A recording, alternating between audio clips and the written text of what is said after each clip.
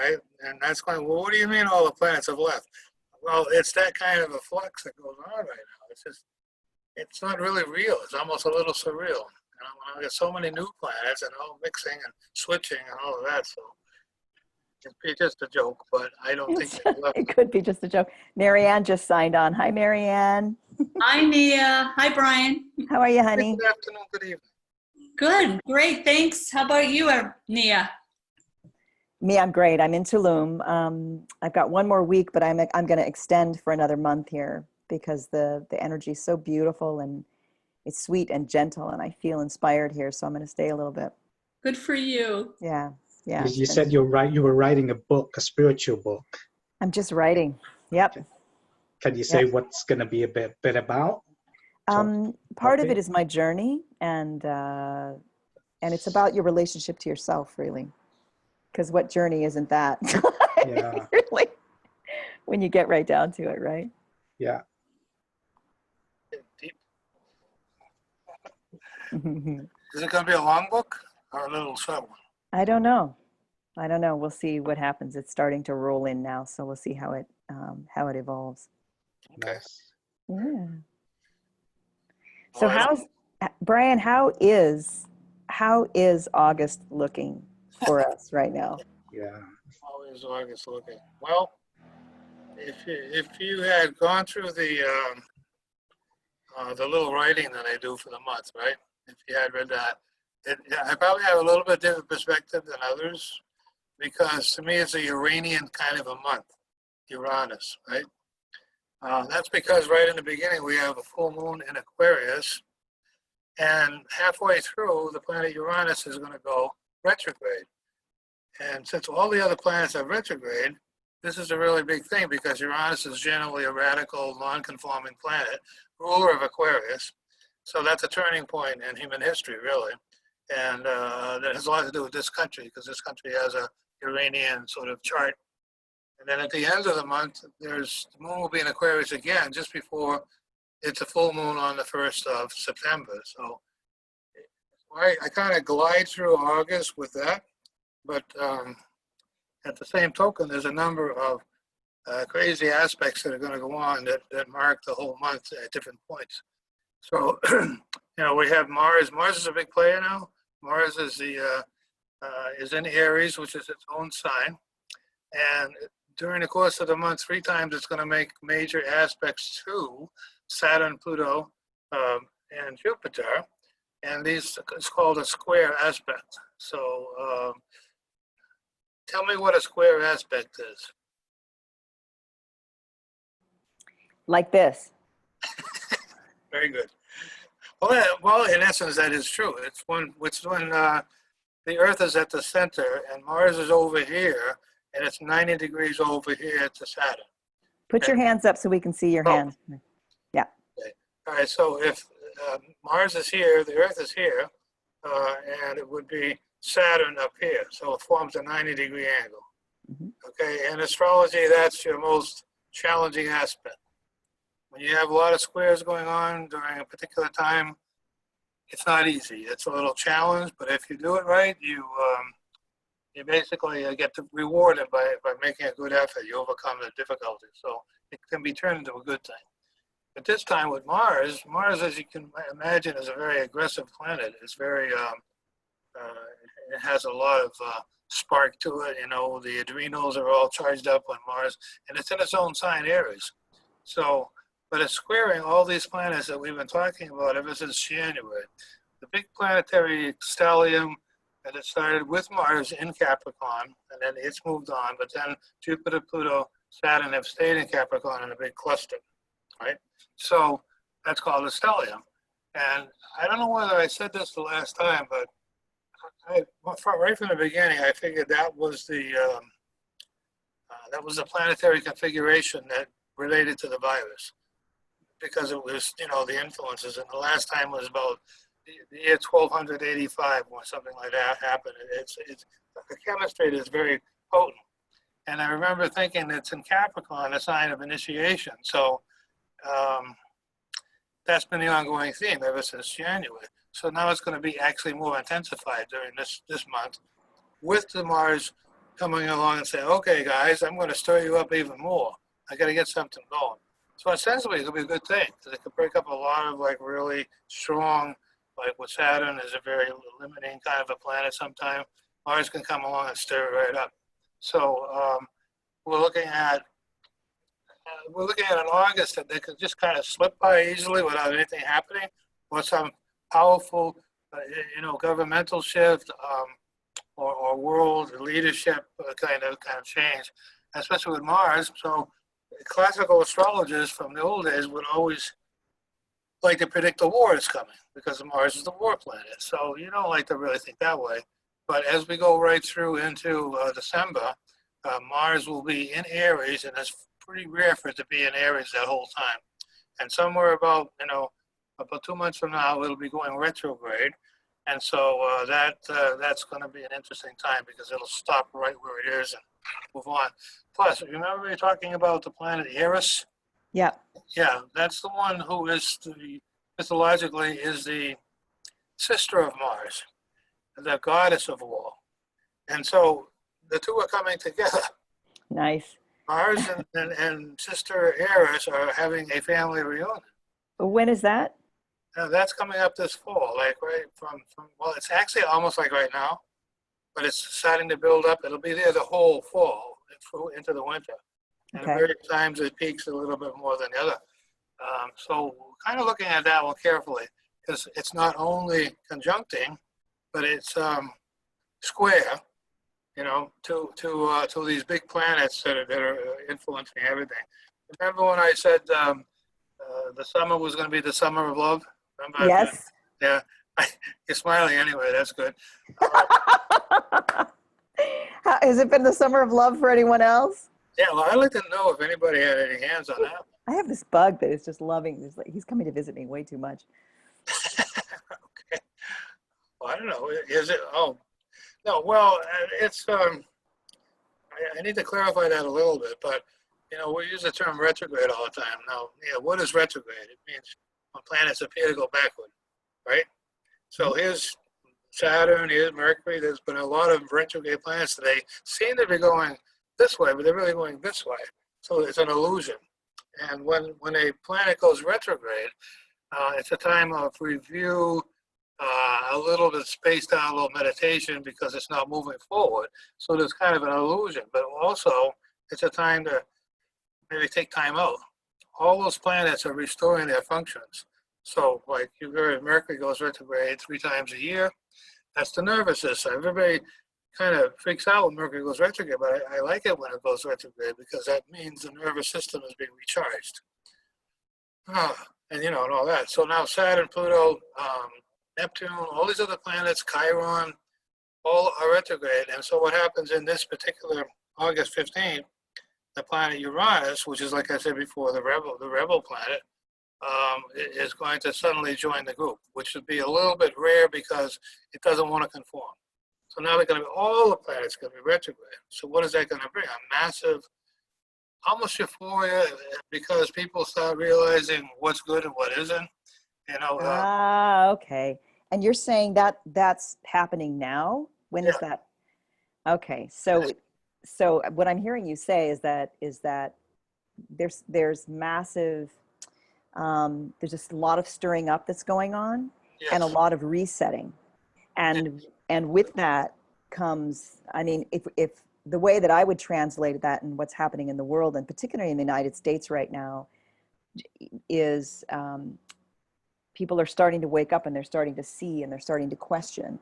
And with this being an election year, of course, you have these 2 political parties that are very powerfully pushing for their particular agenda, whatever it is. And everyone is being called to really pay attention to who's stirring what up and why, as opposed to just receiving information and sitting in it. It's a reset of their understanding. Yep.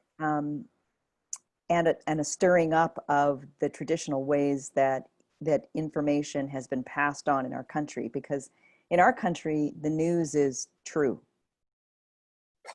I mean, that's what we think, right? We just accept it. If it said it on NBC or CNBC or Fox, if it said it there, then it's truth.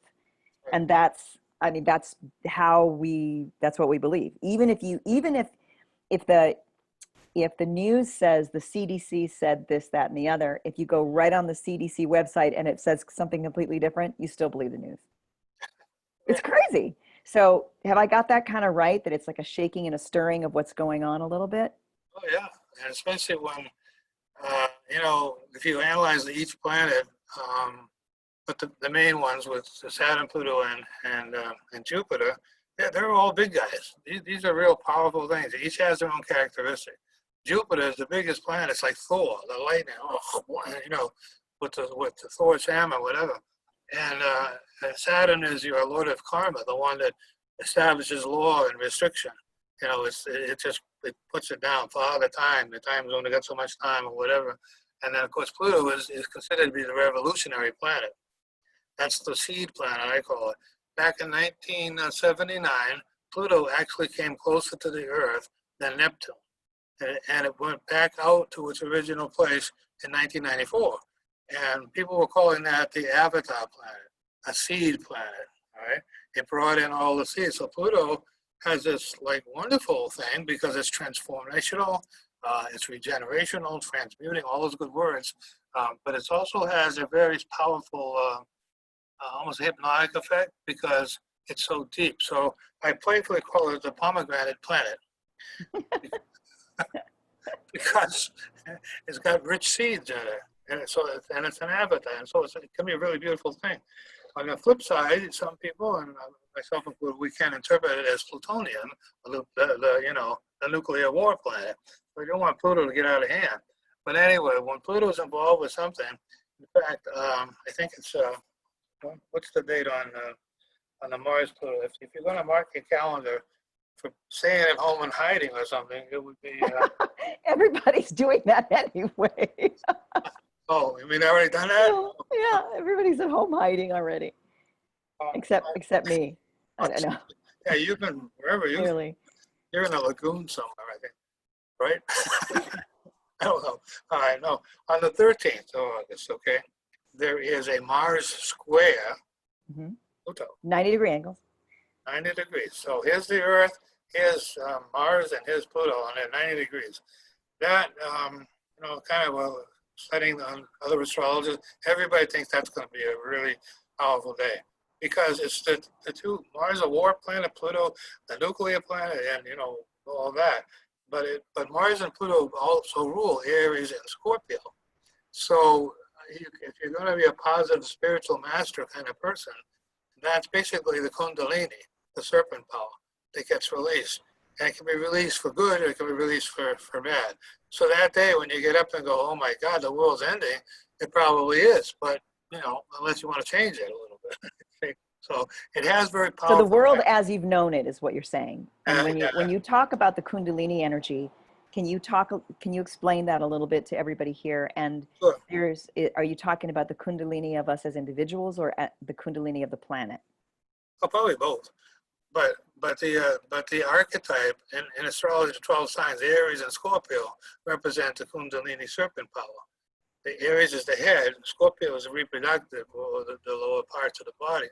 And when you awaken the Kundalini, it can be really powerful because you're going from, I call it the elevator, you're going from the lower part of yourself to the head. And if you get stuck somewhere in the middle, you go crazy. You don't know how to handle all this power. So it's a power surge that comes up. So when the power surge is being readjusted, people can do all kinds of crazy things with their impulses, Mars, with their emotional motivations to rule the world or something. It's kind of a powerful thing, but I guess you kind of translate it into the day of motivations, what's motivating you. Pluto is one of the planets that rules the neocortex in the brain. That's the survival part of the brain.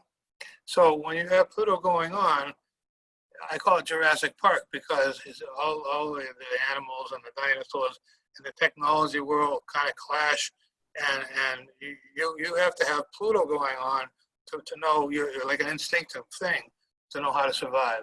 So it's like a survival thing. So maybe in the classroom of Earth, it's like some major decision for all of us goes on in ourselves to engage in a pathway of survival in a new way. Okay. Yeah. So shed a little light on that too, because um, that could be interpreted to me as just survival or survive. You're saying survival in a new way, And which to me, survival is a lot of times people will equate survival with just staying alive, just breathing. But are you talking about thriving, like shifting in the way that you move through life in order to thrive, not just survive? well, consider the symbol of Pluto, the modern day symbol, is a circle with a cup with a cross at the bottom. That's the sun, the Holy Grail, or the moon, and the cross, the earth. It's like a resurrection theme or redemption or things like that. It's a powerful surge, in humanity because Pluto represents what Dane Rudhyar called the eonic consciousness. When we're dealing with Pluto issues, we're talking about not our generation, but one it's going to be for another 1,000 years. The effect is it goes on and on and on. It's eonic, you see. But when that's an interesting thing because the new survival represents like a mutation or an evolutionary step. Okay, so here's really the point because back in January when all these planets started to get together, Saturn and Pluto, they all started to mix new chemistry together. All of humanity was challenged to kind of step up to the plate and say, well, we got a new future in our Earth plane, our solar system. Obviously the humanity has to step up and do something different here to rise up. So that's a Pluto factor. You got to all dig deep, but then if you don't do that, then it kind of goes into that destructive part of Pluto. Okay, with this being said, what does that mean to us individually? Okay. So, you're talking about the collective opportunity for the planet, and how does that, like, what are our steps to participate in that evolution and choose? What does that look like in our own personal lives? Right. Well, when Pluto got really very popular back in, I don't know, the 70s or something, there was all kinds of books coming out about Pluto problems or Pluto issues. What I always have used is, there's a family, there's mom and there's dad and the kids. The kids are going to school, dad's going off to work, mom's sitting at the table staring at an apple. And mom, aren't you going to go to work? No, I'm just going to stay at the apple. Mom, come on now. So they all leave and they come back and you're still staring at the apple all day long. Okay. So now they think you're really completely crazy. One day, if you do it long enough, all of a sudden the apple opens up and there's the treasure of whatever. It's a gem or something happens underneath it all. Remember, Pluto was demoted as a planet. But that's a perfect mythological thing because as they got demoted, it had to go and mutate somewhere else. It had to move in another direction.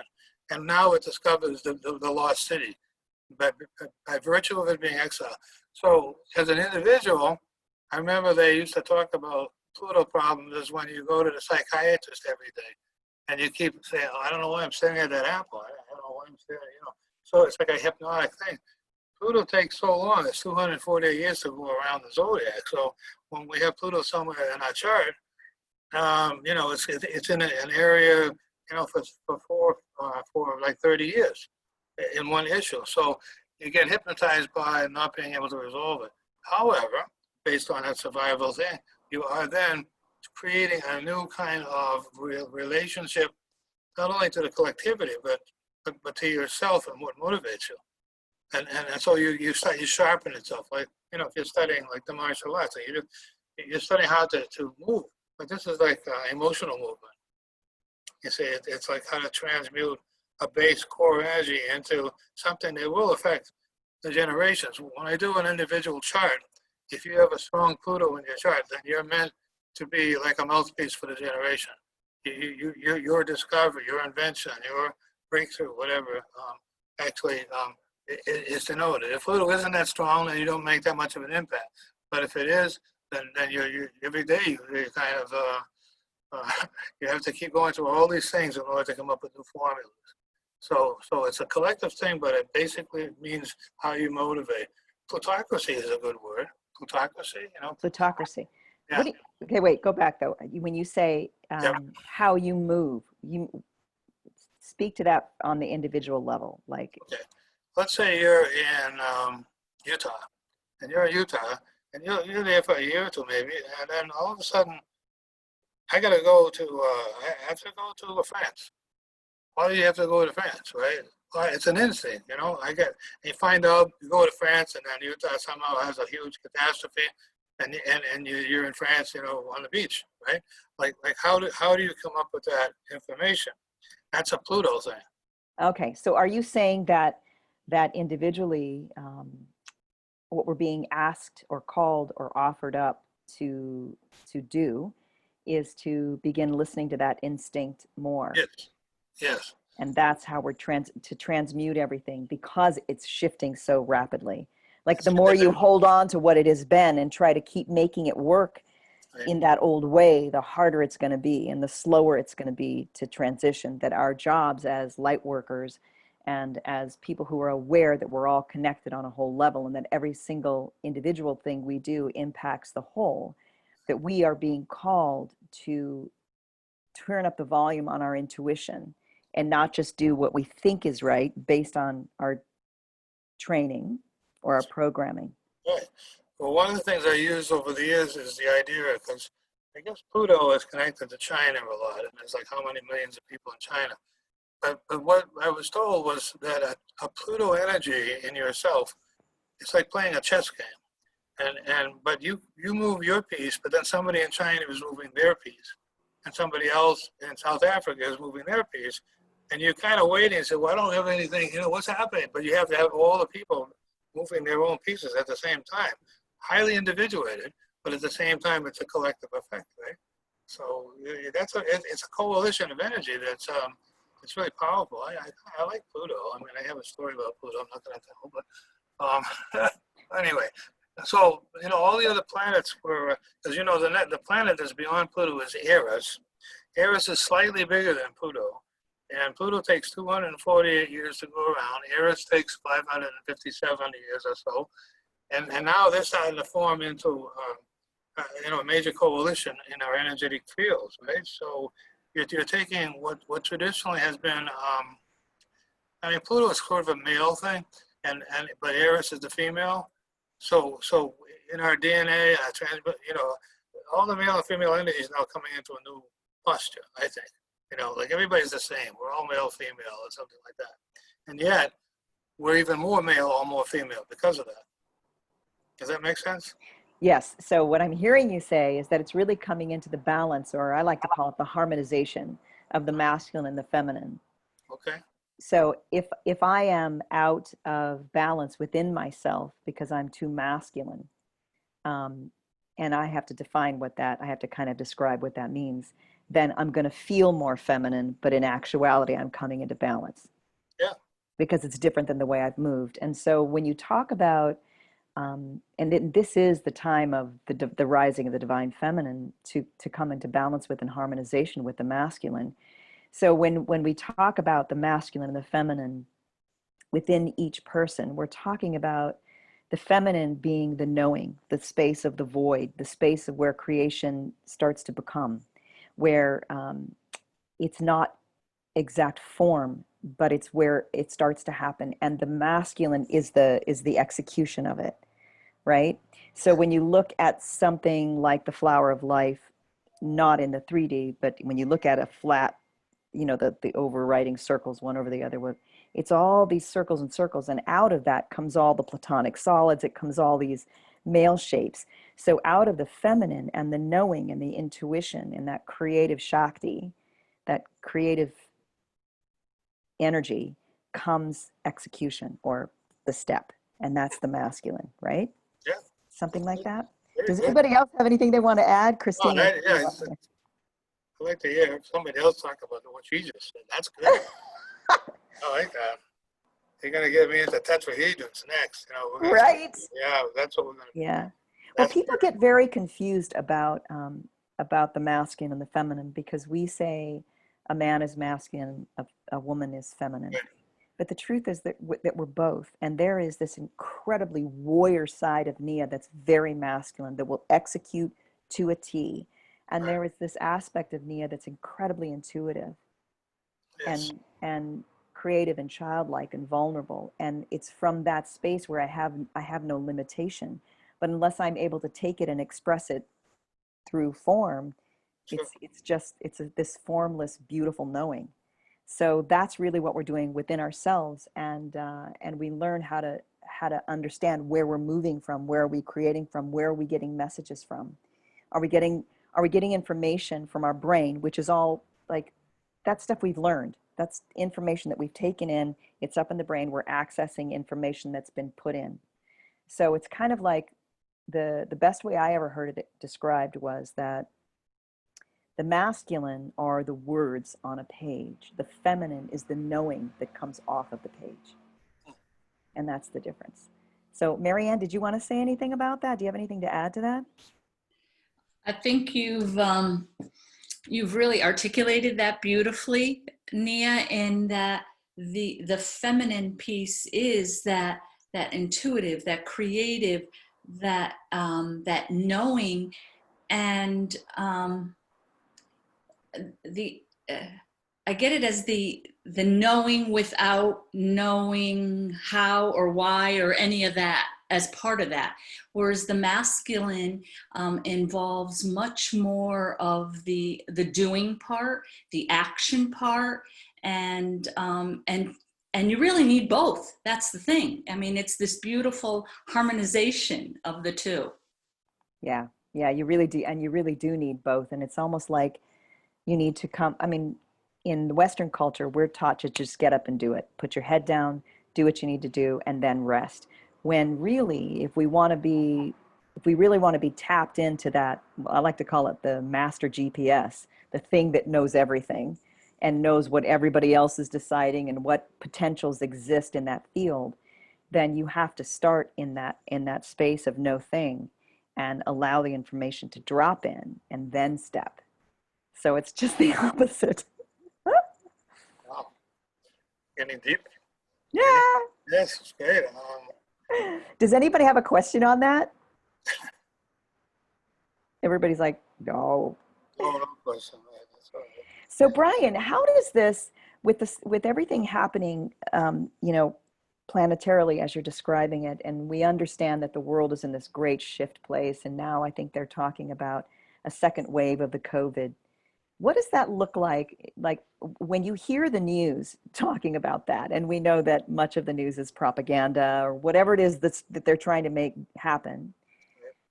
How are the stars influencing the potentials in that, or what, because there's always a shadow side and a positive side. So what is the potential around the COVID and the lockdown situation that are shadow and those that are positive? Is that it? Did I ask that right? Yeah, I guess that's a good question. I mean, I was trying to figure out how to put a particular fact this month is happening when it's called a grand square. I talked about the square, but then you add two more, and you have like an intersection of four cars coming together.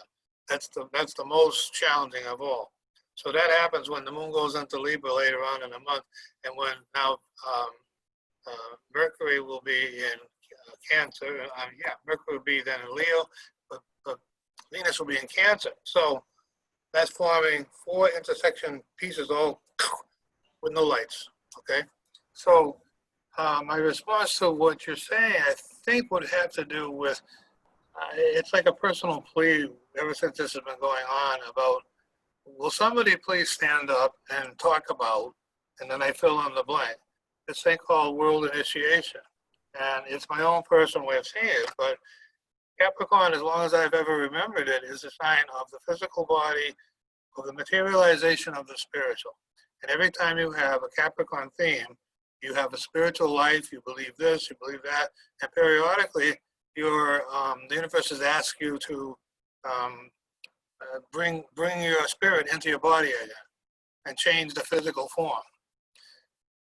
Okay? Okay. And as far as I'm concerned, I really, over the last 6 months, I think humans are changing their bodies rapidly and in very, very different ways, whether they realize it or not. And this is because we can't avoid participating in the next universe.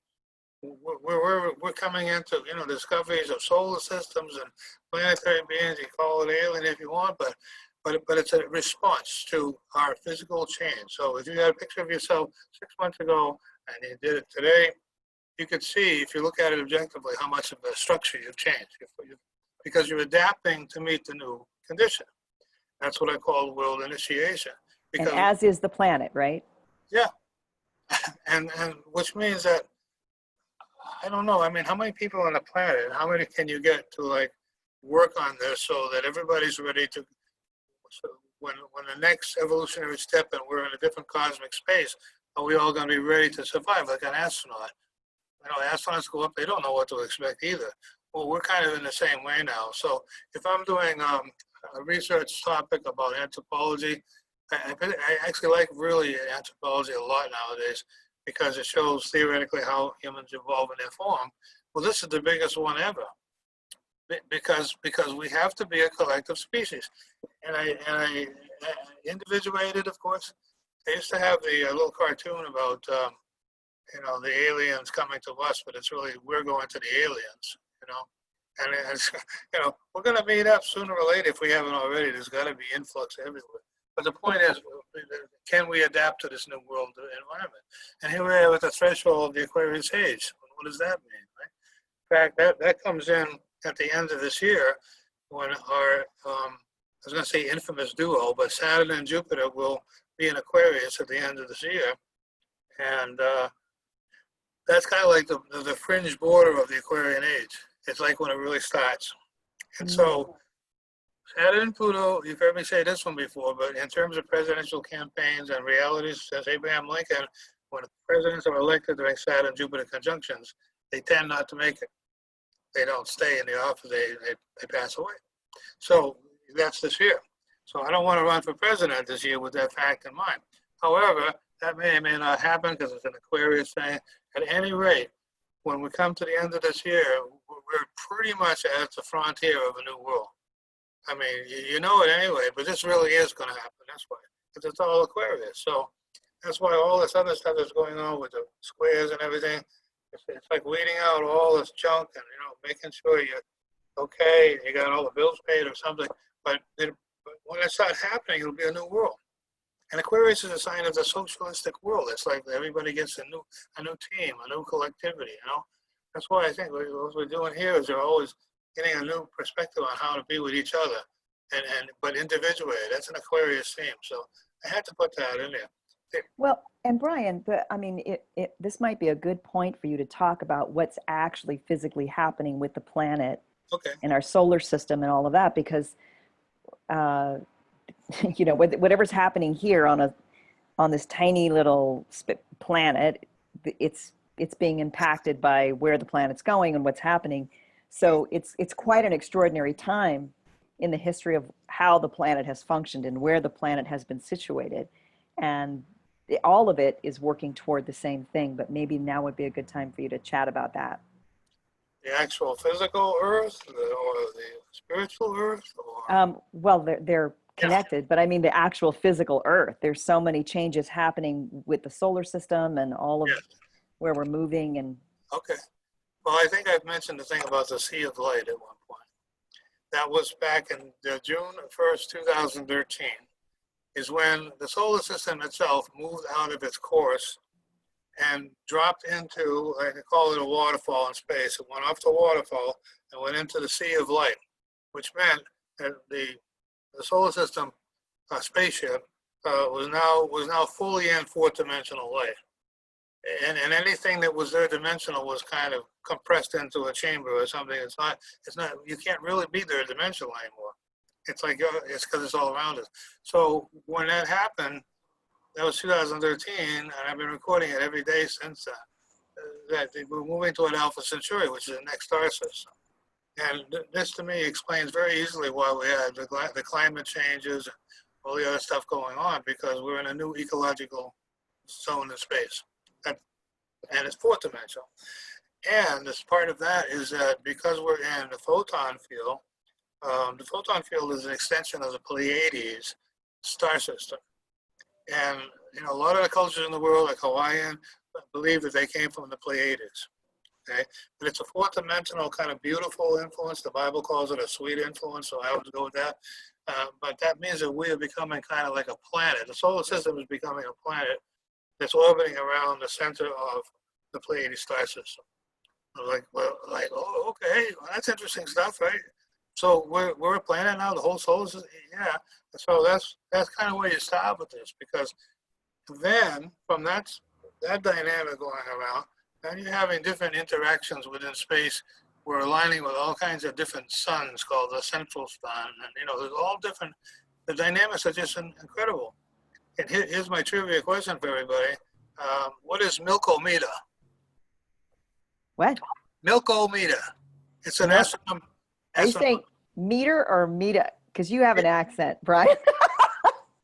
Yeah, well, I gotta go park my car, I'm sorry. But Milko, like milk, all right? Meda, like M-E-D-A. Milka, Meda. What is Oh, that? okay. That's not what Okay. you heard me say, right? I didn't know if you were saying meter, like it's a meta, or Maybe like the Meda or something. I don't know. What is it? Okay, sorry, these bugs. Did you know, and this is what you don't know, that the Milky Way, that's Milko, all right, is now converging or mating, if you will, with Andromeda. Oh, Milko and Andromeda, M-E-D-A, becomes Milkomeda. Okay, and that's a beautiful thing. Two galaxies are getting it on together. So, however, there's a little narrow gap before that happens, and we're kind of in the middle of it. And I remember doing a painting a few years ago, like the Earth was, or the solar system was like a stagecoach, trying to get through the gulch before the thing came together. Because once we're in that, we don't exist anymore. So I don't even know exactly how you want to interpret that, but that's where there's a little bit of anxiety about making it through galactic consciousness here these days. Because the galaxies are all like phenomenal. They just discovered another solar system that had planets just like us. So, I mean, that's pretty crazy stuff that you don't hear that on the news. Nobody says that on world news. Well, today the scientists discovered another solar system just like us. Well, let's move on to, right. whatever. They're not going to talk about this. But anyway. Well, Daniela has a question, and she's asking, will people be able to get anything done in the month of August, or should they just wait it out? That's a good question. Well, it's a smooth sailing month if you look at the Uranian part of it. Uranus is the pituitary, the genius planet, and it's a transcendental planet or a cognizing planet, like you recognize something. That the phrase "a picture's worth 1,000 words." You get pictures, boom, boom, boom. No problem. You go right through the month of August, but so that in itself makes it easy. It should be a really good month for that purpose. All right.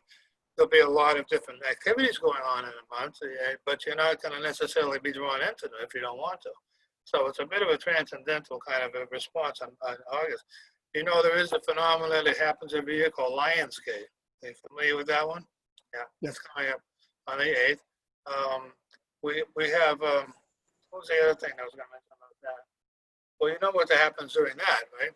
That's when the star system Osiris rises and Orion appears, and the three belts line up with the pyramids, and it's supposedly a DNA activation thing and all of that. But that happens every year. But it also happens near the full moon this year. So it's I don't know, the way I would look at it would be like if you're going to a high summit meeting somewhere where you're going to exchange stuff. You got all this stuff you want to trade. They have all this stuff they want to trade, and they're going to put it all together and come up with like new codes of DNA. That happens right around the full moon, which is the first part of the month. So I don't have to answer the question, but it's a smooth sailing month, the way I look at it. It's also a Leo month, and I brought something I wanted to show people. Okay, what happens on, I think it's the 22nd. What happens every year around the 22nd in August? Yeah, you got that one covered? Is there an eclipse? No, that's a good question. No. Is there, the sun comes up every day? Mostly, yeah. Sometimes it doesn't. It And the moon. goes back under the blanket. It's the Lionsgate. that you're talking the 8-8? No, what are you talking? The Lionsgate is an August 8th period, or plus or That's what I minus. said. Yeah. But no, the sun moves into a new sign, right? Oh, yeah. Goes into Virgo. Yes, Goes into of Virgo. course. Yeah. Now, as long as I remember from years back, that's called the Sphinx point. You hear me talk about the Sphinx point before? No. Oh, that's just, you know, like this one. It has political implications too, but the Sphinx point is the 29th degree of Leo, and that's the last day of the sun being in Leo before it goes into Virgo. Now, there's two things that happen. The star Regulus is right at 0 degrees Virgo, so whenever the sun comes into that zone every year, it activates the king star. You know, it's a royal star, so there's some really, really nice stuff that goes on with that. But the Sphinx was called the Lord of Eclipses. Okay, so I was not last year. I think it was the year before. I did a painting when that was happening, and I'm going to show you. Okay, this is called the Sphinx point.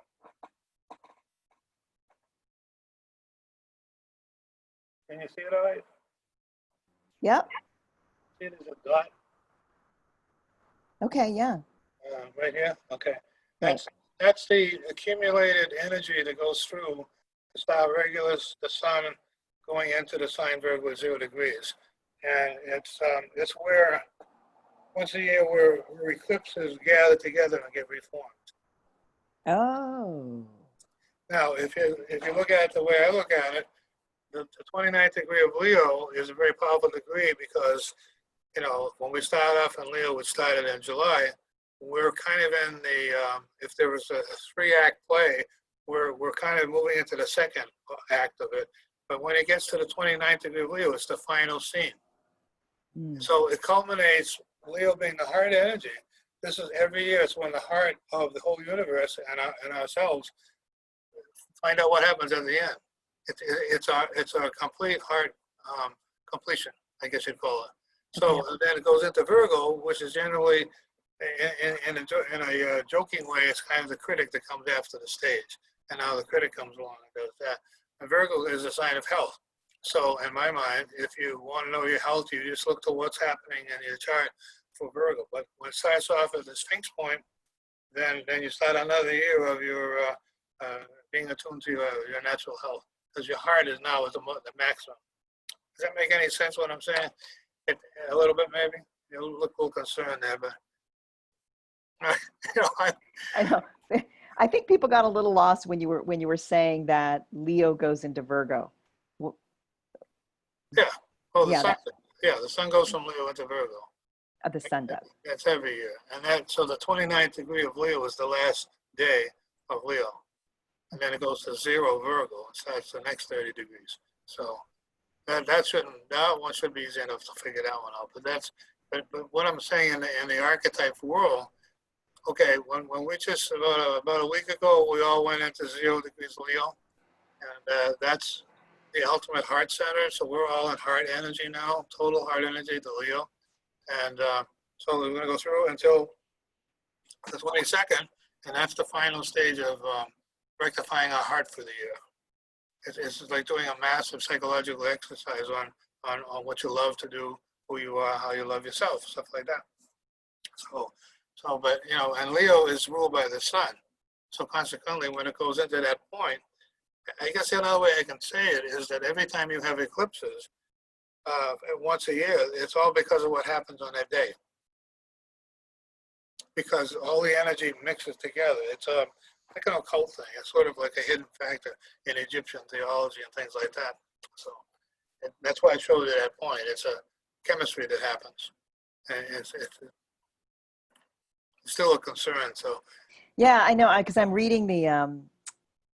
I think there's still a confusion about going from Leo to Virgo. Why doesn't it go Leo to Gemini to Scorpio to Sag to what? That's a simple one. You know, you get 12 signs. Yeah. And you know, Aries goes to Taurus, goes to Gemini, goes to Cancer, goes to Leo, goes to Virgo. That's all. That's pretty simple, right?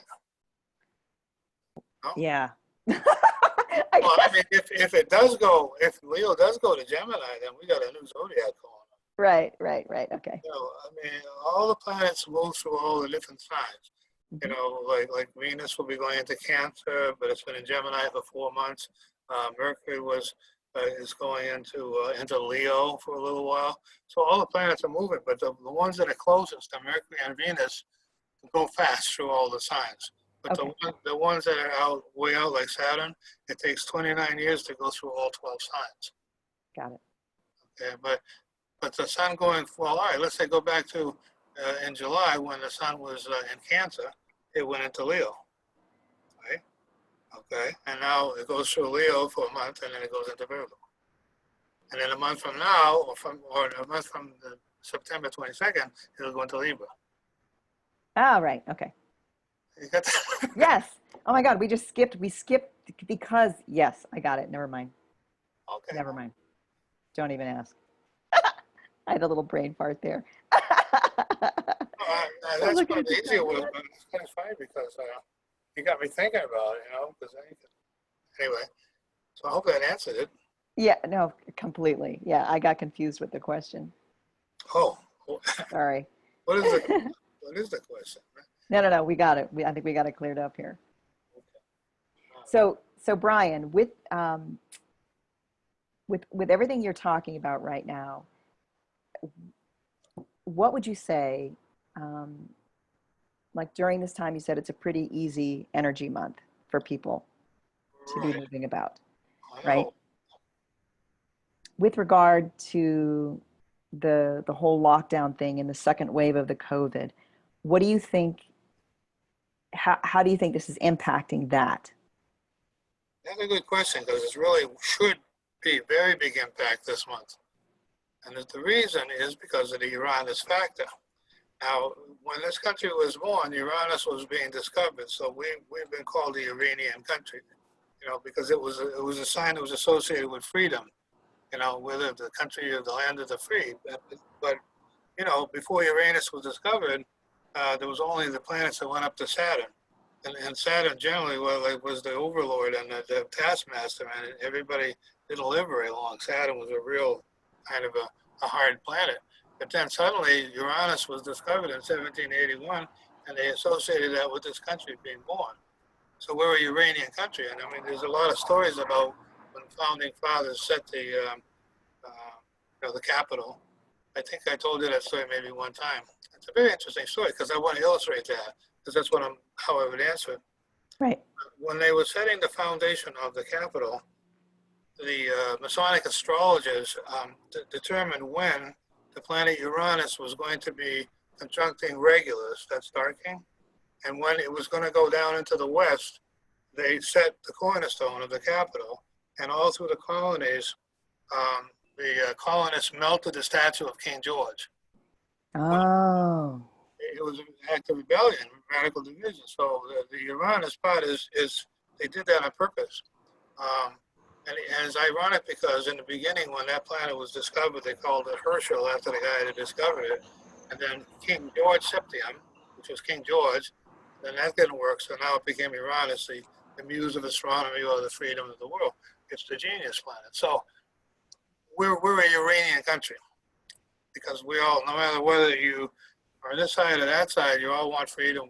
We all know what that feels like. So when this month comes up, like I said, the full moon comes up in Aquarius, and it goes to the moon in Aquarius at the end of the month. The book ends the month with Aquarian energy, and in the middle, the planet that we're talking about, the Freedom Planet, will turn its station and go retrograde and join the rest.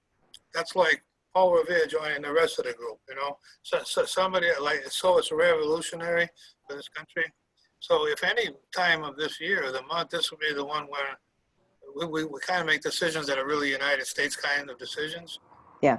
Because we're not really like the United States anymore. So we're worried about that. So I would think, but it's a gliding thing. You just have to accept that transcendent feeling of the Uranian energy. So it's like, for personally, it means, you know, whatever your genius is, you're going to kind of want to use it a little bit more. Go with the higher self. My original teacher said that the Uranus was the pituitary or the higher self, or the function of God's will. And you know, it has some other connection to the outer world. So that's how I answer it. So it should be, I think of all the months in this year, this was the one where somebody or somehow or collective energy will say, all right, guys, we can't do this anymore. You know, now, you know, well, let's really honor the country's origin. And some years ago, I used the term psychic America. And this is kind of an interesting one because I saw the United States as it was in all the territories. It's just a baby country. We're just, you know. But then I also saw psychic America, or the spirit of the land, the Native Americans, and before that. And I said, there's going to be a day when the two are going to come together, and they're going to rechange everything. Even the territories, even the state boundaries are going to change, because the spirit has to be honored. And there's a third factor, which is, I don't know how to describe it exactly, but there are two great white lights that go around the earth. One that goes from like Iceland down through Maine, down through Missouri, down through Mexico into Australia. It's a big white circle. And then there's another light circle that goes from Bermuda Triangle across the country to, let's say, Vancouver, and then up to this, Russia. And those two lines of energy are what the earth are forming, according to. There's a new earth. In the Bible, say new earth and a new heavens coming. Well, we're forming according to those lines. Okay. Okay. And which is why when you want to go where the lines aren't, that's probably where the most tension is going to be in this country. So you can kind of figure what that is, you know. And I didn't want to get into that too much, but that's the idea that there's a beautiful new like form coming into the earth, and that's all I can really say, because it's a magnetic alignment that's going to now connect us into a new form of space. And what are you calling that? The lines? What are you calling them? When I first deduced this, it was it's all come through white light circles, you know. If you think of the earth as one circle going around this way, another one's going around this way, like a gyroscope or whatever, and they're just magnetic fields of light. And, Okay. and anything that's not quite in those are heavy, dense places. And that's where tension and lesser energy happens, because we're forming a new thing, you know. So I have to remember that, because along with that, along those lines are ancient, it's like almost ancient zodiacs that went, Ah, you know, and that's where I started getting intrigued with that concept. So I should probably study that a little bit more, because that's probably one of the solutions that we can have in our country today, you know. But right. so, isn't that great stuff? I like that. That's very cool, actually. All right, let's see. Darian has a question. Does anyone have any suggestions for how to begin studying astrology, to learn about astrology? Wow. Well, if you actually just want to start studying, you study where the moon is every day. You get a book that's ephemeris, a little handbook, and you know the moon is going to be in a sign every 2.5 days. So when the moon's in Aries, everybody flies around like that. When it goes in Taurus, they slow down. When the moon's in Gemini, they want to talk more. I mean, it's a way to really learn it right away. I mean, I did that for about 2 years, just watching the moon every day. When it gets into, you know, when it gets into Leo, my friends always just say that's the time when you party. So, you know. That may be a little too basic. Do they? Oh, no, all right, but I can give you the other story. Yeah. Can you suggest a perfect beginning book? Wow. At this point in our history and life and what's available, I mean, obviously you can go on the internet and study and hear and listen to all kinds of people, right? Good question. I would want to know Oh, wait, about. Marianne's holding up a book too. Wait, what are you holding up, What do Marianne? you got? What do you Yeah, got? those are good. The idiot's guides. I picked this up like 20 Oh. years ago. I like that one. Yeah. Yeah, and it's very basic. It's easy to understand, and yeah, it has like everything in it. I don't like the word idiots, but that's okay. Okay. It's an idiosyncrasy, right? Yes. Yes, an idiosyncrasy. That's a good book. Well, all right, but The very first book I ever used was a book called Write Your Own Horoscope. And the reason why I was attracted to it, there was a man named Joseph Goodadadge, and he was a writer for the men's magazine, Argosy magazine. He set out to disprove astrology. Well, as he set out to disprove it, he found that everything he did was true. And instead, he wrote a book about it. He became a world-known, and that's a very clear book of knowing how the chart works, the horoscope, the rising signs, and things like that. I think it's still in print. They used to use it at Boston University for their, textbook for their class in astrology. But then you can go on a little further. If you really want to advance into it quickly, go for some of the books like Dane Rudier or Isabel Hickey might teach it. But depending on what you want, Rudolf Steiner is really good about it, but he's not an astrologer. If you happen to have an approach to Steiner work, there's a lot of different ways here. It depends on who you are. I feel like I have to tell a story. It's a very quick one. But when I was in Boston, hanging around there in those days, somebody said I had to meet Isabel Hickey. Now, anybody out there that knows astrology knows she's a very famous woman. She was an Irish Catholic woman back in way back when, who studied astrology and did it. So you got to go meet Isabel. So I called her up on the phone, and she lived in a suburb of Boston. And I go out in a trolley, and I go there. She's got a little cottage house with a white picket fence, and I go up to the door and I knock on the door. And she opens the door, but the chain is still on it. Well, young man, where is Uranus in your chart? And I told her, very well, and she opened the door. So she let me in. I went, okay. So now I'm really intrigued why she did it that way. I'm sitting there having tea with her, and 20 minutes later I say, Isabel, why'd you ask that question? Well, if Uranus is not in your chart in a certain way, I would have locked the door and told you to go home. So I got initiated. I was accepted right away. I didn't even know what I was doing, because Uranus is supposed to be the planet associated with astrology. And if you have to have it in a strong place in your chart. A strong place would be an angle, which means, on the eastern horizon, western horizon, the midheaven. Anyway, I passed the test, took a course, and next thing I know, I became an astrologer. So, but the thing that kept me in it was a few months later, somebody convinced me that astrology was hocus pocus. And, so, okay, and I threw all my books into a trash bin, which was crazy. So I remember looking back into the trash bin, but the book had opened up to a subject called medical astrology. And I said, what's that? I didn't read that. So I picked it up. I started reading about my sign, my chart. Everything was so accurate. I said, what am I doing, throwing all the books away?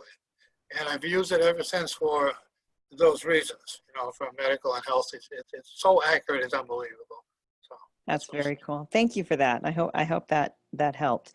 Does it help? I mean, was it Darian? Yeah. She had the question. Yes. Yes, that Darren. was super helpful. Thank you. Okay, we're about ready to wrap up here. We got a couple more minutes. Brian, do you have any parting words for this month for everybody? Oh, I knew you were going to ask that. Or does anybody have any last questions before? Well, so many different notes, but well, I'm not going to do that one. I won't do it that way, but good question. Well, all right. So I think what I really want to make everybody aware of is this retrograde phenomenon. And I think I've explained what retrograde is. It's like when you're in a train going 60 miles an hour and the car next to you is going 50 miles an hour parallel. It looks like the car is going back if you look out the window. It's still not going backward, but it looks that way. That's what all these planets are all like a huge symphony orchestra just waiting to play, and they're not playing. And they're just waiting for the orchestra guy to come in. So, wow, all right, that brings up a good point, because as we go next into September, we will be manifesting a very high level degree of spiritual attainment.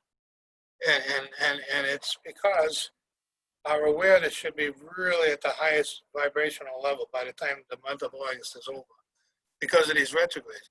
They say that psychiatrists are born with a lot of retrograde planets, because they can 3 months later you're still dealing with it. It's a suspended animation of awareness. So, and there's a lot of aspects that go through the month. It'll keep it interesting, to kind of keep it going. But It's a month of August, so it's a Leo, the heart energy. But I think the thing that I'll call it euphoria. How about euphoria? Because I think that's what's going to happen by the time we get to the September 1st, full moon. Interesting. Especially with everything else that's happening in the world. Euphoria for us going into the elections. Well, I can give you a little word on the elections too, if you want. Do it. All We're right. we're Well- right at 4 o'clock, and so anyone who needs to bugger off, okay. But I'm in. No, all right. The latest news is I don't know if he can change the election or not, the president, because he's thinking it's going to be all fraud, right? Well, if I was him, I wouldn't want to change the election because the moon's in Gemini the day of the election, and he's a Gemini. He's a shoo-in. It happens every presidential election. If the moon is in your sign, you're going to have the popular vote. So, Really? So that's a factor. If Biden goes in, he's at the last degree of Scorpio, which is like that Leo last degree thing. It's I was told in my tunnels of living over the years with astrologers that the 29th degree of Leo, or that late degree, is like a war general degree. It's where all the people of the world decide whether to go to war or not. So my operative prediction is if Biden gets elected, we'll be in the war before you know it. Now that's whether you like him or not. It's just that he's going to have all that power. So you have your choice. And then there's another part of me that says that neither one of them are going to make it to the election, Right. because of health issues. So, I guess we'll see. All right, on that up note. No. well, we're going to think more cosmically anyway. So no, Yes, absolutely. And that's why everybody's here. So thank you so much, Brian. Thanks, pleasure. Marianne. it's been fun. Thanks everyone for showing up. Everybody, Darian goes, scary. It's wild, isn't it? Yeah, thank you for everybody. Yeah, it's so great to see you guys here. We'll see you next month. Thank you. Yeah. Thank you. Bye, guys. Have a good month. Bye. Okay. And if you guys want to, I think a lot of you guys show up on Mondays for Yes. Barbara's Heart Empowered calls. Those are fantastic. So if you're not already on those, get over to Human Harmonics and sign up for those. And then Marianne, do you want to talk a little bit about this event you guys have going on? Sure. Actually, around that time, that mid-month, that August 13th, we start on the 14th. It's a virtual retreat, a live virtual retreat. There's 4 facilitators. So if you're on the Heart Empowered calls, Barbara is one of the facilitators. Jamie, who just finished up the What the Bleep Do We Know on Human Harmonics, and Faith. So it is about really coming in and claiming your mastery and embodying it. And it happens Friday, the 14th of August through Sunday, the 16th. Yeah. Is that all day? Friday, Saturday? Friday, it's just an hour in the evening. It's more to get everybody connected, but all day Saturday and all day Sunday. Live virtual There you retreat. have it. Yeah. All right. Hopefully we'll see you guys there. Thank Okay. See ya. Bye, Bye. guys. Yeah. Thank Thanks, you. Leah. Bye. Bye.